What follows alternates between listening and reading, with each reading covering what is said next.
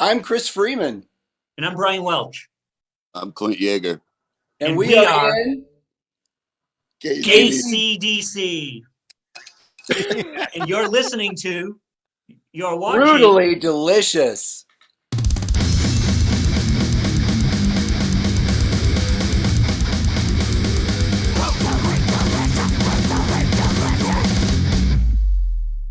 All right. I'm Bruce. That's my partner, Chris. Hello. Hello, Oh man, hello. this backdrop is funny as fuck. Pardon my language. At first, I thought, oh man, that looks kind of a weird angle, and then I see you moving the phone, and the background doesn't move. Well, I've got a green screen here. So basically, this is our rehearsal room. I'll just point it out. There's Oh. the drum kit.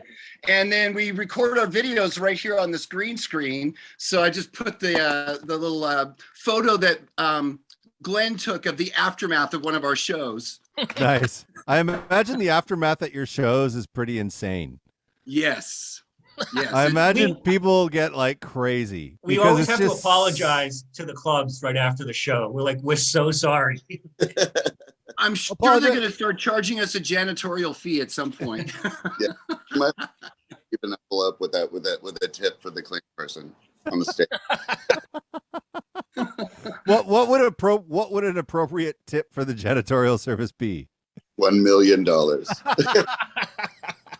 Hey, some of the stuff they have to pick up, I don't know. I wouldn't want to pick it up. I don't know if I want to know. I think want the to. tip- I do. I want to know.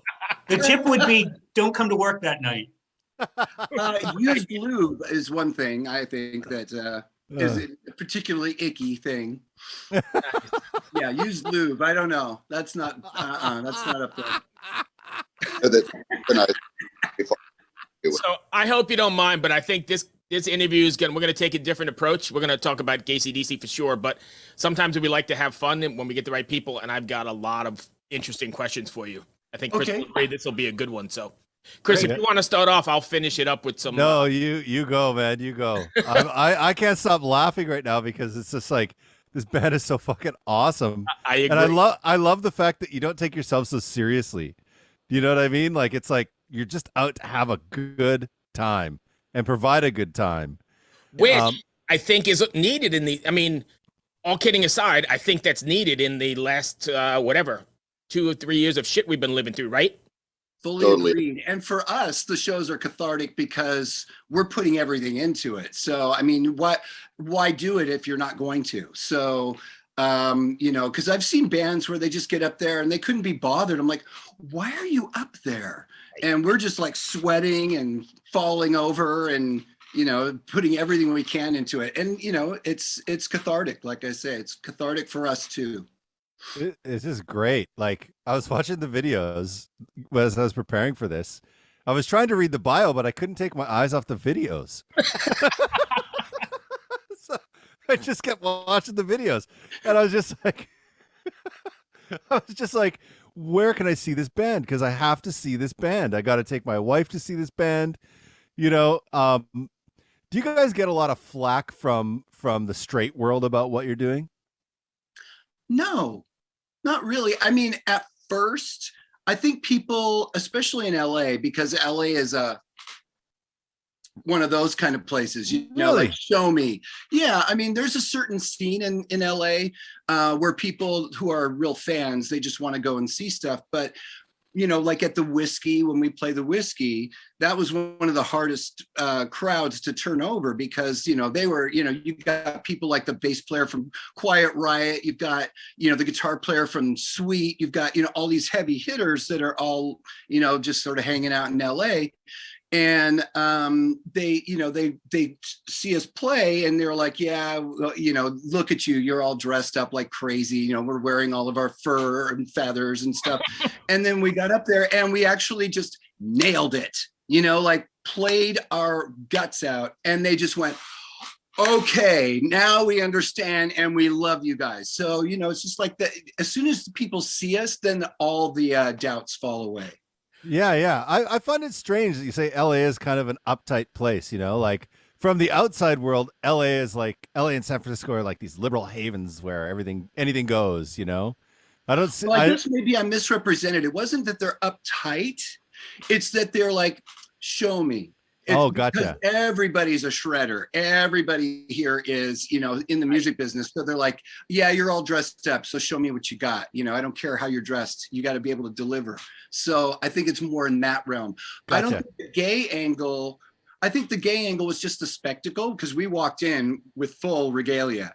And then first time we played there, and then they turned around. But I think most people accept us, like, as far as being gay, they don't have any problems. I think it is a fairly liberal town that way. That's cool. That's cool. But it was just that, like, oh, another band walking in with, feathers and craziness.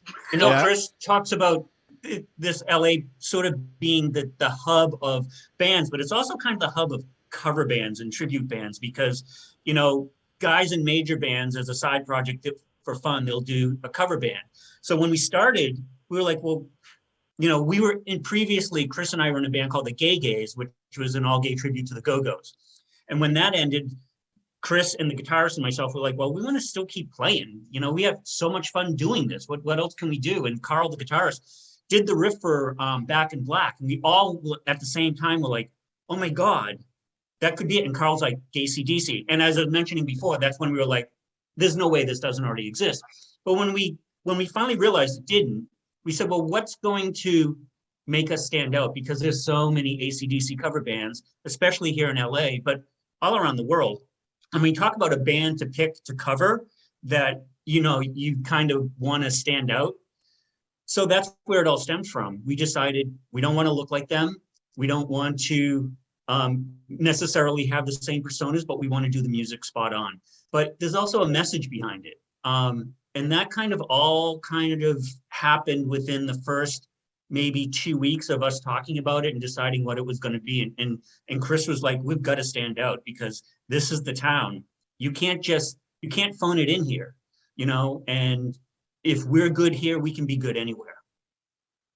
Gotcha. I really had no idea that LA was a hub for cover bands. I always thought that was like Vegas. Like, you see a lot of like 80s rockers from the LA scene in Vegas now doing all the cover band circuit.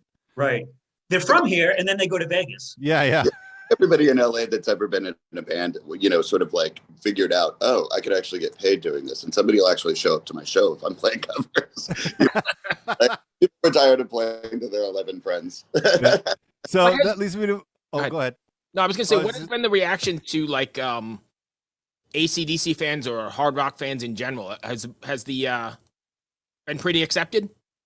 Yeah, when the first couple shows we did, we thought we would be playing sort of all the gay events, all the prides, all the bear events, all like the gay cruises.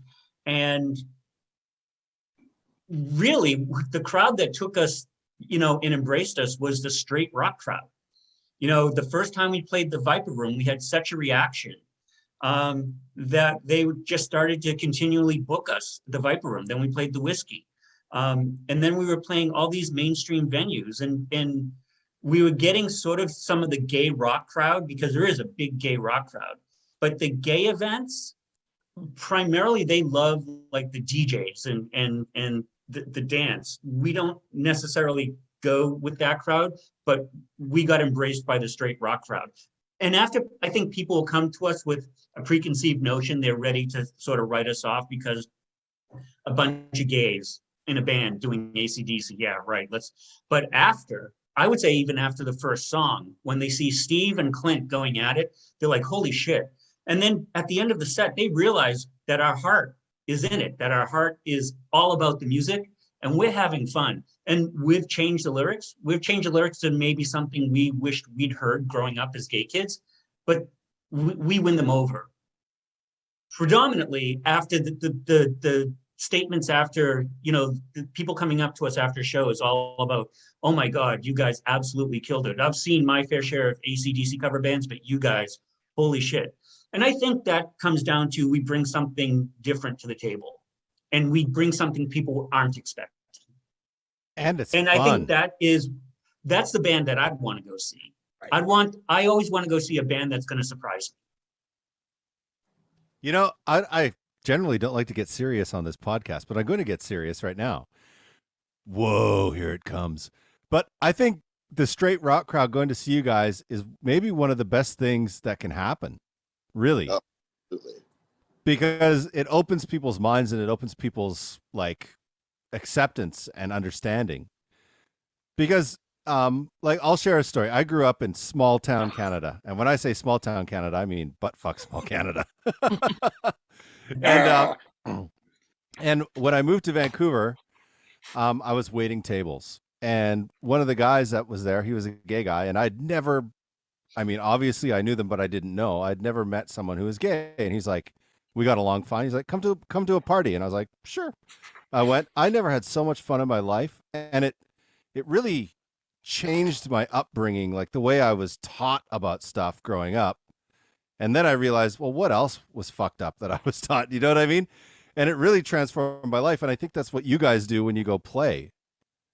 I don't know if that's wrong or not, you can correct me, but I kind of think that's you're changing people's minds.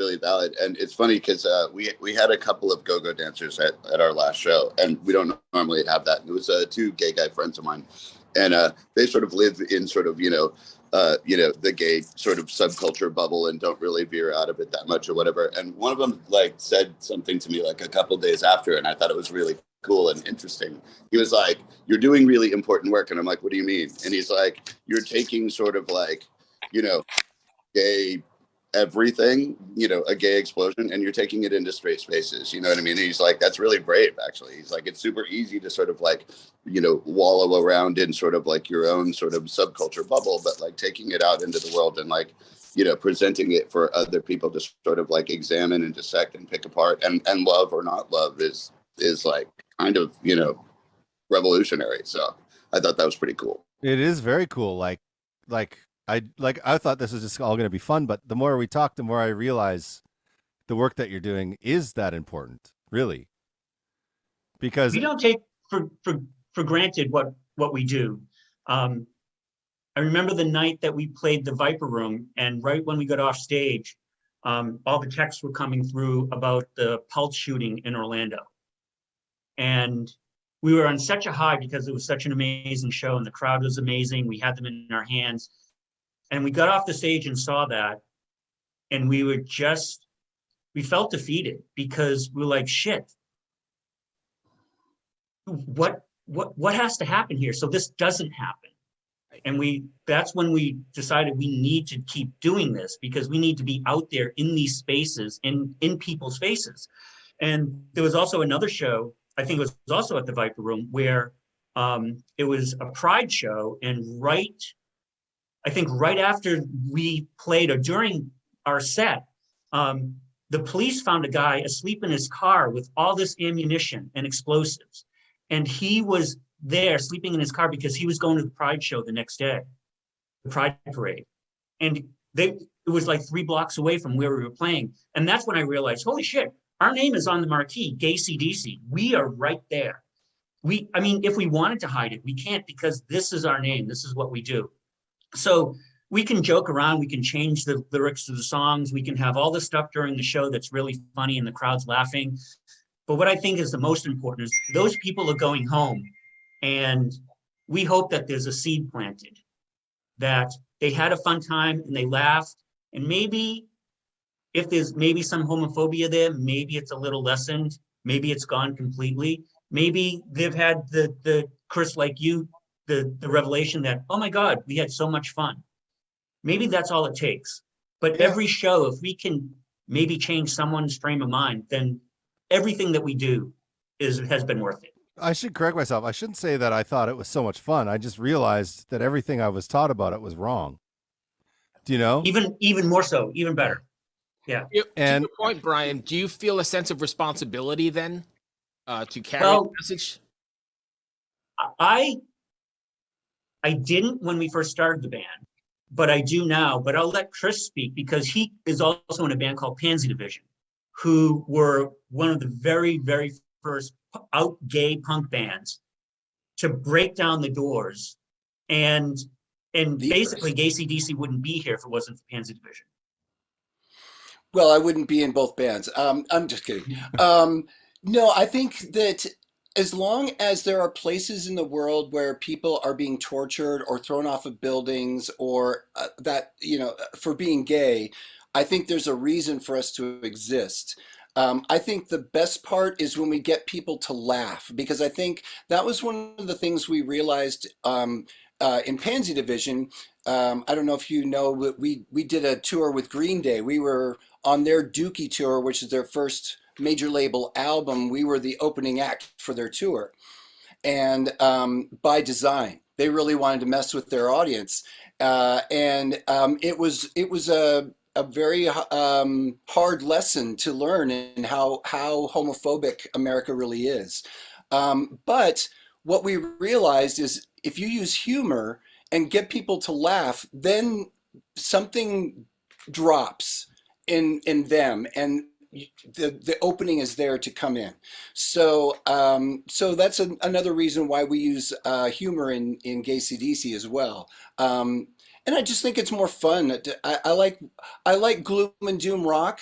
I like it when it gets really down, but I think that's, I don't want to play that because that's not me. I'm more of, I like to have fun. I like to laugh. And so I want to project that out. And as long as it disarms people and they start having a good time after that, then great. Yes. Awesome. Chris? No, you can go ahead, Bruce. I'm just taking it all in because no, I'm serious, because like it brought me back to that moment in time, and I think one of the biggest problems that I see a lot of the time is people never want to admit they were wrong, or they never want to admit that they had prejudice, or they never want to admit that they can grow. Do you know what I mean? And I think it's important when people can stamp that time where they say, you know what, before this, I was a fucking idiot. But going forward, I'm not going to be anymore, And it's okay to acknowledge that, because it allows other people to say, you know what, I should change my mind, or maybe I should learn about what's right or wrong here, and not just listen to what the church told me or what my parents told me or whatever, do you know? The root of all evil, church. Thank you. So Literally, that's where evil came from, is the church. You're not going to get an argument from me on that. So I'll go ahead and just put it out there. I was brought up, and don't hate me for this, but evangelical until I was, old enough to realize, boy, this is not. And so, all those shit that's in me still, I'm 50 years old, and I still struggle with like these weird things that pop in. And I now call myself like a recovering Christian, because I've been fucked up by a lot of those things that were ingrained in my head, as Chris said, and as you guys mentioned, that hard to expel. Does that make sense? absolutely. It was hard to expel it in me. I grew up with very Christian values, and I could not grapple with it. But most people seem to realize that I was gay before I did. I didn't really know. I thought I was different, but it didn't really tie into me and where it was coming from, or that I was actually gay, until I had my first sexual experience with a man. But I fought with that just like you fight with it. How can you justify it? Well, I had to go through that inside. Like, well, how am I this when I'm this? I gave my life to Jesus Christ. I've been to churches and speaking in tongues. And having, so that's the way I grew up, right? Oh yeah, totally. But I had to realize that that's all bullshit. I've had those moments on acid, or whatever. You talk yourself into these things, right? And then, but it's all crap. All of that was crap, because there's nothing like being kicked out of your church to let you know what Christianity really means. Right. No, and I was kicked out of my church. I was a Sunday school teacher, and they were like, right? When they found out, they were like, "Oh no, you're staying away from us." Right. So I'm going to lighten the mood a little bit, but also darken it. You need to tour Florida like nonstop for the next year.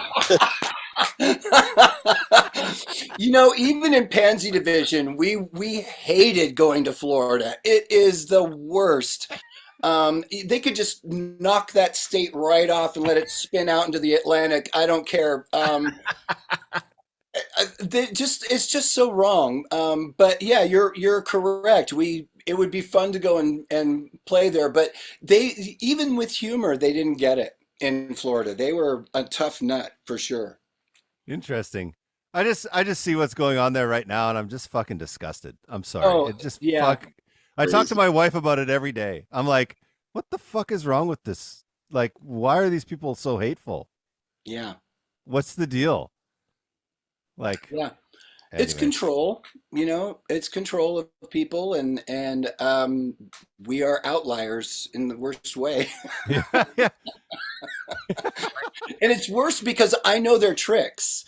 I can quote chapter and verse on the Bible with the best of them, but I always went with, well, Jesus was gay. And they're like, "Oh." And I'm like, I'll make you fishers of men, so I mean, he hung out with prostitutes and 12 other guys. You do the math. I mean, he's 33 with no girlfriend. Okay. Was it really just the Last Supper? I don't know. It was the last brunch. Hey, so I just got the warning that we've got 10 minutes left. Can I shift gears and make this a little fun? Yeah, yeah. Yeah. You mind just some off the wall bullshit questions? Oh, right ahead. Absolutely. What set of items could you buy that would make the cashier at any of your local stores the most uncomfortable?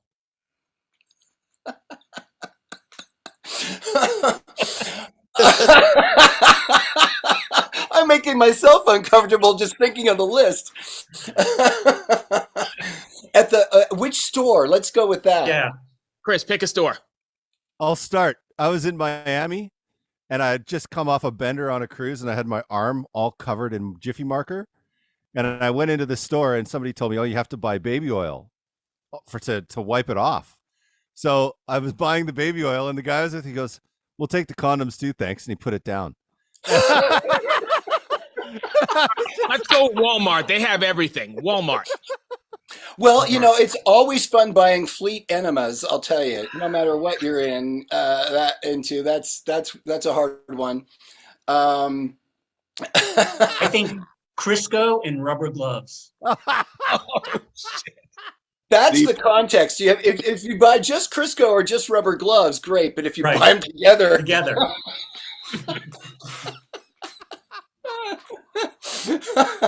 Okay, Clint. I went to I tear up Bibles at our shows. In both bands, Pansy Division and GayC DC, I found a way to work it in. So what I love to do is go to the 99-cent store and buy like 10 for $1 because they sell the Bible at the 99-cent store here. So it's lovely because one time I bought a stack of them, and the cashier said, "You're doing the Lord's work." And I'm, "Oh yes, I am." You only knew. Right. 10 Bibles, 10 lighters, please. Thanks. All right, you ready? Here's the next one. What's the creepiest thing you could say to somebody walking by him in the crosswalk? The creepiest thing? Wow, I got to get in that mindset. Let's see. I don't even know what I would say. Creepiest. The creepiest. All right, if you don't like that one, I could skip it. Unless Clint, It's hard for me to get creepy without going, wait a minute, is that creepy? Let's not get creepy. Cool? Hey, Yeah. is a hot dog a sandwich? No, I'd say because of the shape.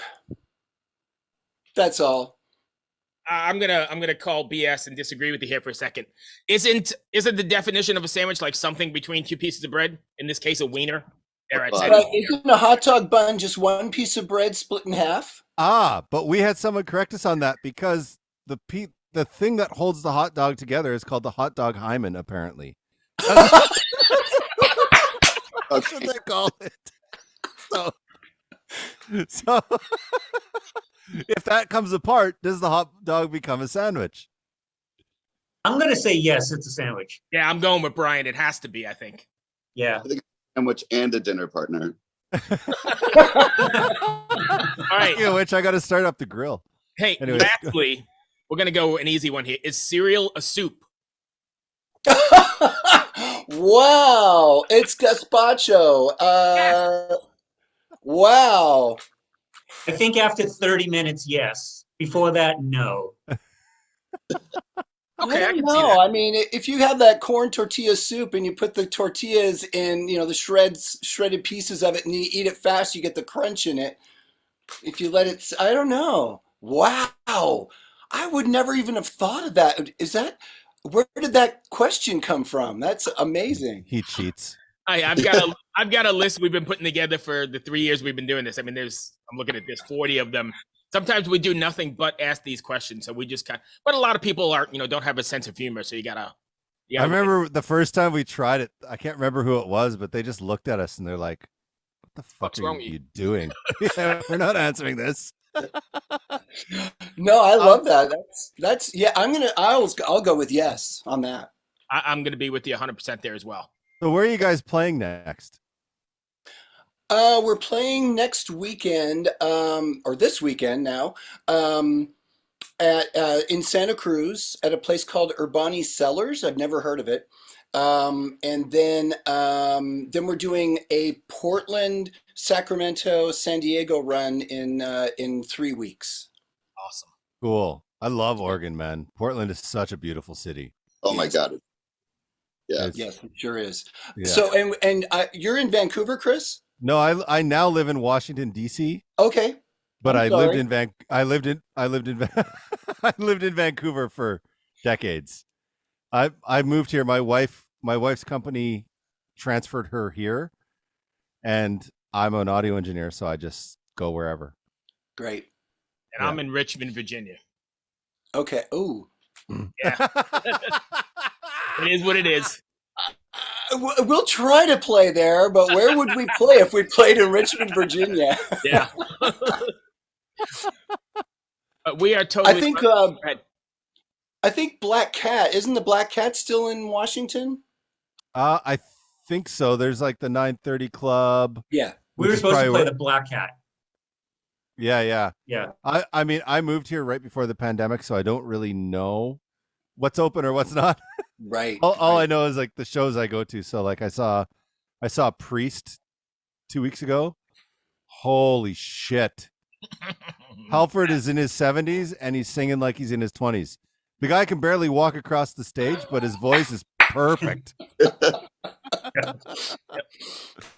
Yeah. Well, so we are going to try to get to Washington. It's on in our list of places we want to get to. We were going to try and get there in September. I don't think that's going to happen now. So I think maybe around a year from now or so we'll get to Washington. Well, please keep us in the loop because I'm telling my wife we're going regardless. Because this is just it might be Baltimore. Do you get down to Baltimore? It's not that far. It's only about an hour and a half. I could do that. I could do that too. Yeah. You could get to Baltimore too? Okay. Easily. Okay, Yeah. good. Yeah, we'd love to play Baltimore. We haven't played there.